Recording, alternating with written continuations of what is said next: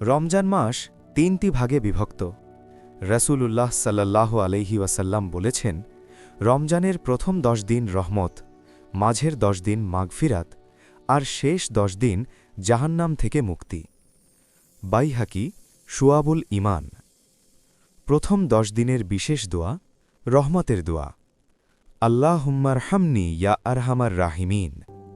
হে আল্লাহ, আপনি আমাকে রহম করুন, হে সর্বশ্রেষ্ঠ দয়ালু। রমজানের চাঁদ উঠতে শুরু হয় রহমতের বৃষ্টি। এই প্রথম 10 দিন আল্লাহর অসীম দয়ার সময়।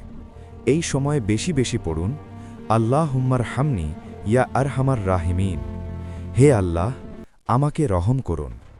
নামাজ, কোরআন তিলাওয়াত, দান সাদকা প্রতিটি আমল এই দিনগুলোতে বহু গুণ বাড়িয়ে দেওয়া হয়। তাই আসুন, রমজানের প্রথম 10 দিনে আমরা আল্লাহর রহমত লাভের জন্য আন্তরিকভাবে দোয়া করি। হয়তো এই রহমতের কারণেই বদলে যাবে আমাদের জীবন।